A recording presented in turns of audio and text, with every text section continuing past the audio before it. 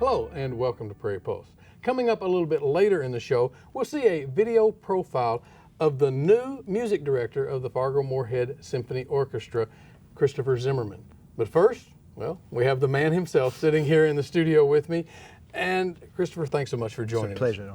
Thanks. Well, as we get started, tell the folks a little bit about yourself, where you're originally from. Okay, well, I was born and brought up in England, just south of London, but I actually have dual citizenship because my mother's from this country, from Connecticut. And I've spent, most of my life on one side of the pond or the other. But I've actually been living now in the States for 20 years. Can't believe it's that long. I also went to college over here, but I was in England from when I was born till I actually went to college at 18. Then I went back after college here to Europe and England again for about 6 or 7 years, but then came here to settle 20 years ago. Well, let's talk about, I guess, how did you end up getting the job as conductor of the FM Symphony Orchestra? Well, I applied for the job. Like most of these orchestras, there are notices that go out when they're looking for a new music director of the orchestra. And there's actually a series of steps you kind of go through. If you're lucky, you get through to the end. The end being actually being invited as one of the candidates to conduct. And there were 5 candidates, each one conducting one of the concerts in the season, because the Fargo-Moorhead Symphony has 5 concerts in its season. I was here actually at the week of the presidential election last November. I was the second candidate of the 5. And I had a very enjoyable week, and because I had to wait around a bit to find out what the result was going to be. But I was the choice, and I was very happy to accept the position. Well, congratulations and welcome to the area. How's it been going so far? Obviously, you were here, it's been a while, quite a few months ago, but now you're back and been involved. So what's your impression so far of the musicians here in this region? Well, so I actually got in on Sunday night because we have a concert coming this week. I'll be coming about 5, 6, 7 times, well, for each concert, so 5 times, and also a couple of other times beyond that for other duties. So I came in on Sunday, and in fact we had a first rehearsal for this performance on Sunday night. And I have to say I was really, really, really pleased with that. I felt that, well, it's been a great welcoming actually. The orchestra's been incredibly supportive in general about my appointment, I think, which I'm really obviously happy about. But they actually demonstrated that a bit at the first rehearsal, because there was a sense of sort of edge of your seat, wanting to get on with the work, and a real preparation before that rehearsal as regards the technical aspects of the music. So I thought it went really well. Yeah, I'm pleased. We got had a rehearsal last night. We've got 3 more. And then the show's on Saturday. Well, let's talk about that. Obviously, the first performance is coming up. I understand it'll be at the NDSU Festival Concert Hall on Saturday night at 7:30 with a Sunday matinee at 2. Right. 2 performances. Now, what will you be playing there at that concert? So there is actually a kind of, because of the English-American background that I have, I thought, and this has been supported by the orchestra, that it might be nice to kind of show composers from America and England kind of intertwined a bit. And in this first program, we're actually performing a couple of pieces by English composers. Famous, great English composer Benjamin Britten, who was actually born 100 years ago this year, so there's kind of a centenary commemoration sense to it. And another well-known English composer, Vaughan Williams, with a very pretty, beautiful small piece called The Lark Ascending, which has solo violin, which kind of sounds like this bird, and orchestra beneath that. And then, and this is really remarkable to me, and I've not experienced this before, the principal bassoonist of the orchestra, who is actually quite a well-known musician in this area. I call him a rock star because I think he really is well-known. His name is Russ Peterson. He's a multifaceted musician, not only first bassoon in the orchestra, apparently a phenomenal saxophone player. I haven't heard him play yet. Also a composer. And he asked me if he could write a piece in honor of the orchestra in my new tenure here, which is really, really a nice gesture, isn't it? So he's written this piece called The Red River Overture. So you can imagine what that's about. But also in the little sort of dedication at the front of the score. It says, welcoming our new music director, Christopher Zimmerman, and the orchestra. It's supposed to kind of be a bridge between English music and American music. So there is a sense of the Thames River from London in this piece, as well as the Red River Overture. And I think the Thames bit, it's a brand new piece, right? Mm-hmm. I think the Thames part is perhaps the sort of polite music at the beginning, and then it kind of gets really turbulent later, which I'm sure is your river here. So there's that nice gesture from Russ. And then the last piece of the concert, kind of the biggest piece, the symphony, is not by an English person or an American. It's by actually a Finn, famous composer called Sibelius, happens to be one of my favorite composers. And the reason for choosing that is because it is one of these pieces which is it kind of goes on a symphonic journey, a kind of narrative through turmoil and tension to triumph at the end. And I thought as an opening concert that would be a nice journey to take. And in fact, that picture kind of goes across the whole program, because the first piece I mentioned before the Vaughan Williams, the Britain piece at the beginning, is a very dark work. It's called Sinfonia da Requiem, and the Requiem part is very prevalent in this piece. And it kind of takes you into the depths of human despair in times, and then it kind of becomes more ethereal at the end. But that journey is taken over by the Sibelius in the second half. So we really have over the whole concert a sense of going from kind of dark beginnings right up into the light. I thought that would be a great journey to take as a kickoff. That sounds very good. You know, you mentioned, we talked coming on, before we came on here live, that you're the music director. Of course, you know, we often call you the conductor, but you said conducting is just one of the aspects of what you do. So what does a music director do for an orchestra? Well, that's a good question. I mean, yeah, conductor means technically the business of standing in front of the orchestra, preparing the orchestra and conducting the concert, the sort of physicality of that, and the rehearsals and all that. The music director means I'm sort of the joint head of the orchestra. There's the executive administrative side, Linda Boyd, who you know, and then there's kind of artistic side, which is my responsibility. So it goes into planning what the concerts are, it goes into promoting the music in the region from a kind of musical perspective. I'm in charge of, you know, outreach programs, what type of programs we might do in the schools, going into the schools myself to try and spread the word.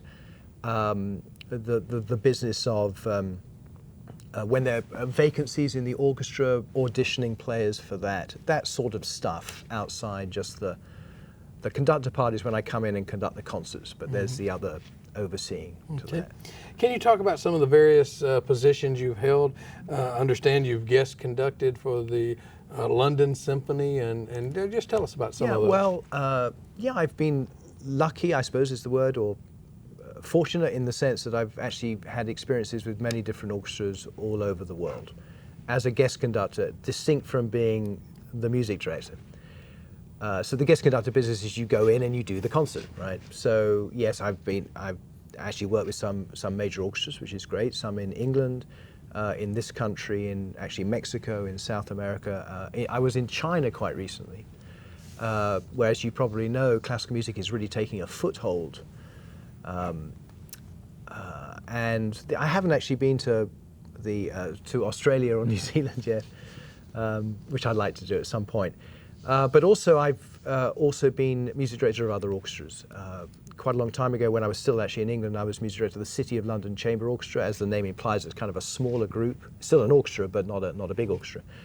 Then since I came to live here, the Bangor Symphony Orchestra in Maine and the Symphony of Southeast Texas just outside Houston. And right now I'm also music director of the Fairfax Symphony, which is an orchestra just outside Washington, D.C., just on the heels of Washington, D.C.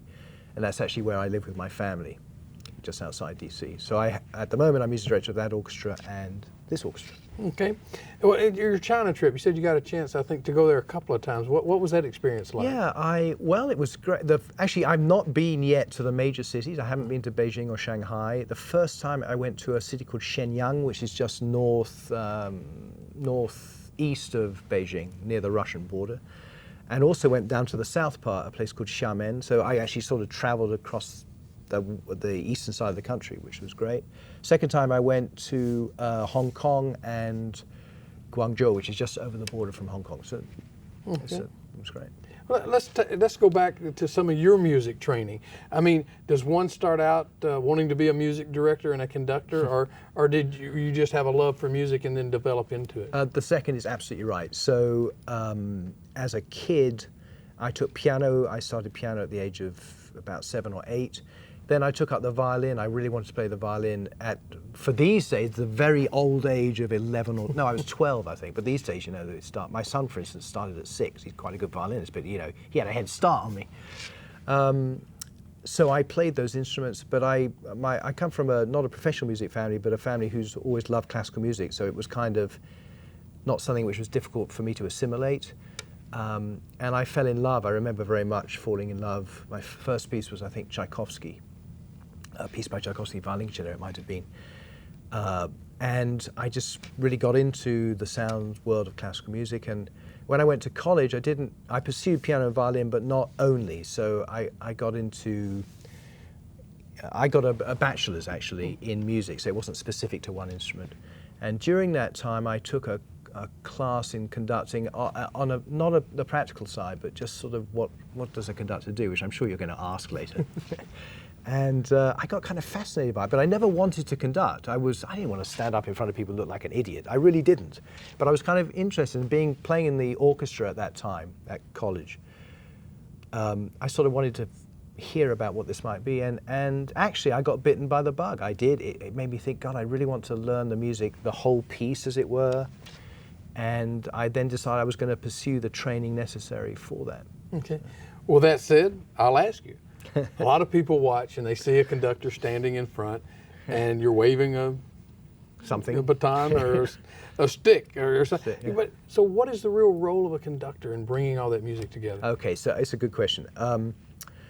It kind of varies a lot, and it can vary a little bit depending on maybe the level of the orchestra, whether it's professional or not. But fundamentally, I like to make the comparison with the director of a play. You are the person who's in charge of sort of putting the thing together, assimilating all the components, which are played in this case by someone else, and having an overriding vision as to what that might be. So that's the big picture, right?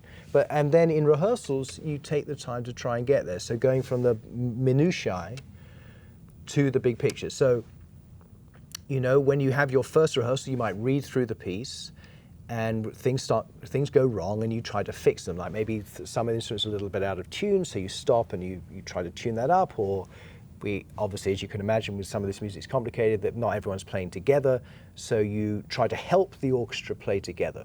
And it's not just watching the conductor, by the way. That's part of it, because you send out signals like beating time, right? That's one thing. It's more though I think to try and create a culture of listening to each other, and you're kind of like a coach in a way. You're kind of the boss. You try to get the orchestra cohesive, try to help them to know what to listen for with their colleagues, and of course follow signals, and frankly try and inspire them into what is behind the notes as well. You know, the notes are one thing. You play the right notes in the right time. It still can be boring, right? You want to try and get behind those notes and try to help the musicians understand what the essence of this music is, or what we think it is. I think it is. Does that help? It does. It does, very much so. So what do you like about conducting regional orchestras like Fargo-Moorhead? Well, I mean, I think it doesn't vary a huge amount, I guess, whether you conduct a regional orchestra or you guest conduct a bigger orchestra or whatever you may call it. Other than, you know, if you're in my case, the music director, so I'll be coming on an ongoing basis, then there's a real relationship you're building. So that in itself is really nice, to try and build that relationship, which I would call very collaborative. I mean, answering the question you just asked me, you know, I'm the boss in the sense that I'm the director of what's going to happen, but I want this to be a two-way process. I want us to kind of explore this music with me leading, but to get into it together. So if I can get support from the orchestra in that vision, then that is really rewarding, and in a sense with a regional orchestra that may be easier than just flying in with a professional orchestra has different conductors each week, and they just sort of, oh, there's another conductor, heads down, let's just play. You know? Okay. You know, where is the current state of classical music, do you think, in the world right now? I mean, are new pieces really being written quite a bit, or are people just relying on sort of the old favorites, so to speak? Yeah. Well, this is not an easy question to answer, at least succinctly or quickly, I should say. The state of classical music is in some ways a little bit grim. I mean, our audiences don't seem to be growing in some ways. But there are those who wring their hands about this because, frankly, in some ways also, it's never been better. I mean, think how many orchestras there are over this country. There are lots and lots of professional orchestras at a pretty high level, you know, giving this music, this art form, this entertainment to its community. And we'd all like to see more people in our concerts, and there is that difficulty sometimes because so many people don't really know about classical music. They might find it intimidating. We're trying to make them realize it should not be intimidating. But so there's that balance. But I would say on the whole that it is not an unhealthy situation at all. As I say, there are lots of orchestras doing concerts like we're doing here in Fargo Moorhead. These concerts are not just Beethoven, Bach, and Mozart, the old, as you know. I mean, it does constitute that, of course, because these are great, great works of art. But also, as you asked, pieces written today. And in fact, I find it very exciting, number one, to do these pieces. There are tons of good music out there. Number two, I think it's important because we wouldn't have Bach, Beethoven, and Mozart if orchestras had not premiered these pieces. And in fact, we're doing, I mean, Russ Peterson's piece aside, which is doing this program, we're doing a piece which has never been performed in Fargo later in the season. And I think we will be doing more of that. I mean, music, symphonic music, which is being written today. So what is your approach in conducting and in dealing and interacting with the members of the orchestra? Well, as I think I was saying earlier, it seems to me it should be a collaborative process. That may seem obvious, but in the olden days, meaning 50 plus years ago, the conductor's position was more kind of dictatorial, frankly, almost tyrannical. Some famous conductors of the past who could, you know, hire and fire at whim. Now, thankfully, and obviously that's not the case.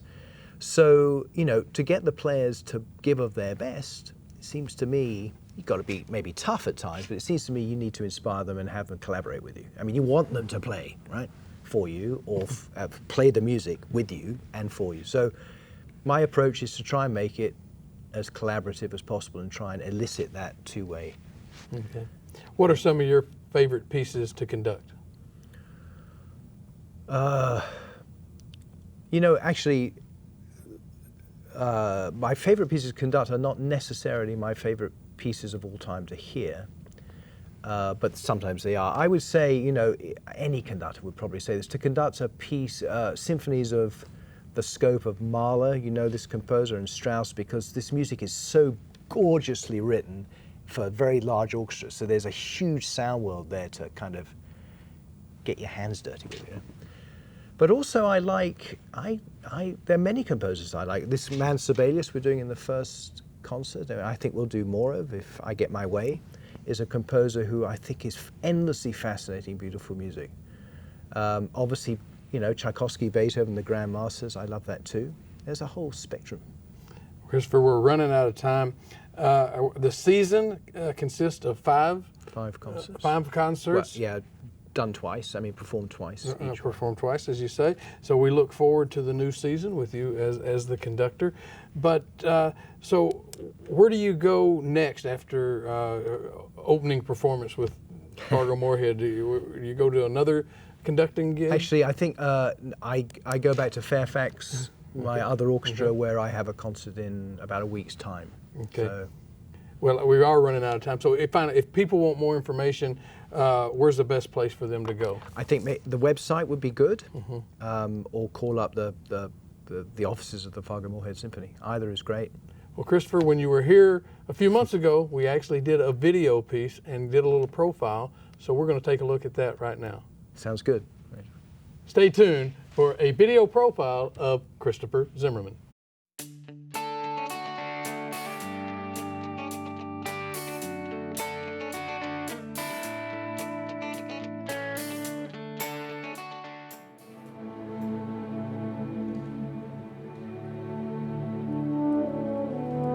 Perfect intonation. Great.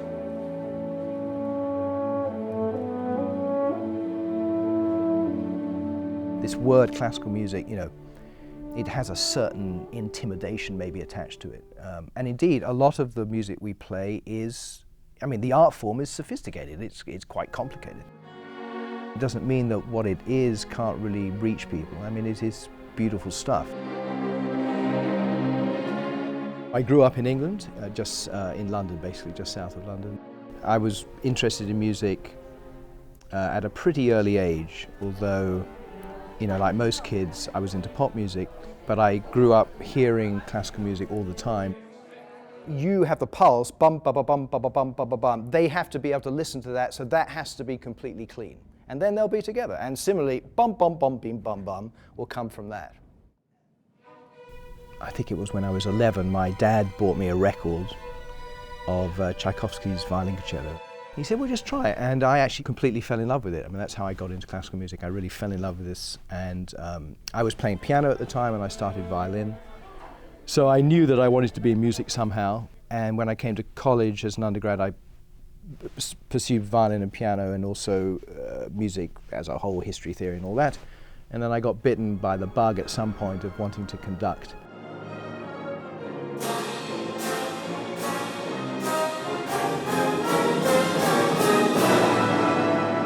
The most important part of conducting, it may sound silly or it may sound trite, but it's true, I think, is the ability to actually listen.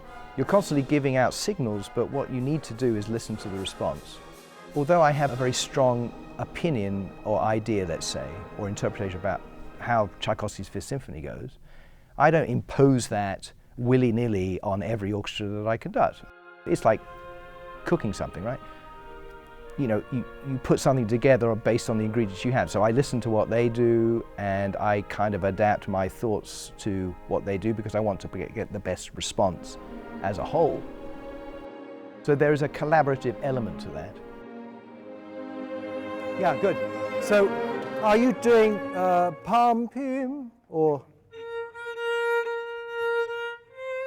your same bow? Okay. The group seems to have a unified sense within itself, which is very nice to work with. People obviously played a lot together. Crescendos, crescendos, yes. And there's also, I think, a sense of camaraderie within the group, which is also important. I do feel that they're responding quite enthusiastically, so I'm hoping, you know, that it'll keep building and that the concerts will be good.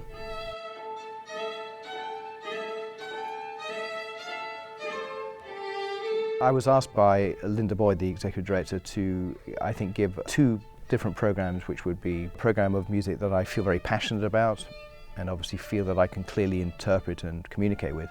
But the other part, which is important, is that the program itself has some sort of internal balance, which in fact I believe this one does. And that there is and this is very important to me, there is a real diversity within the program. It's really hard if someone's not into classical music to say, come to this concert and it's, you know, Brahms' Second Symphony, and that they go away completely transformed. I mean, I think that's difficult.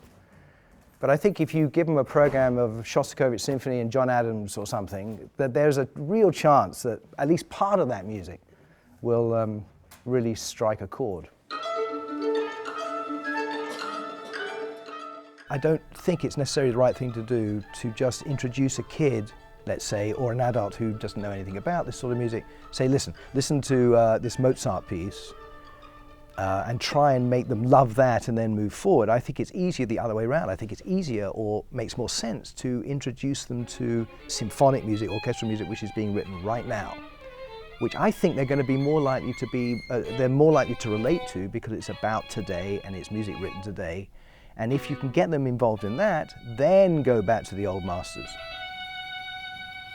There's a wealth of this music, which is really diverse and really great. The orchestra, which I'm with at the moment, is not actually a completely full-time position. And what is attractive about it is that there's a real potential there for someone coming in to actually improve, not just the quality of the music necessarily, that's probably the most important part of the job, and in a way one of the most fun parts, but just to get the orchestra, you know, more known in the community and you know, out there as a really good product which people are really excited about.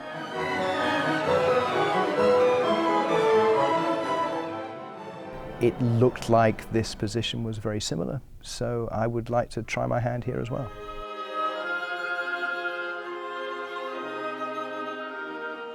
The Fargo-Moorhead Symphony is searching for its next music director. This season, our Masterworks concerts will each be led by one of the 5 finalists. The decision of who will be the next artistic leader will involve valuable input from the orchestra musicians, audience members, symphony supporters, students, and members of the community, including you. The countdown begins. Who will be the Fargo-Moorhead Symphony's next conductor? Well, that's all we have on Prairie Pulse for this week. And as always, thanks for watching.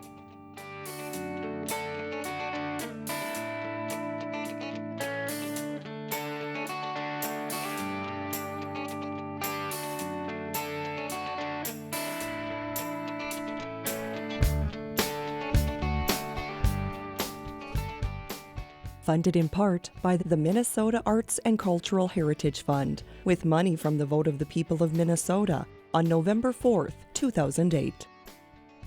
The North Dakota Council on the Arts, and by the members of Prairie Public.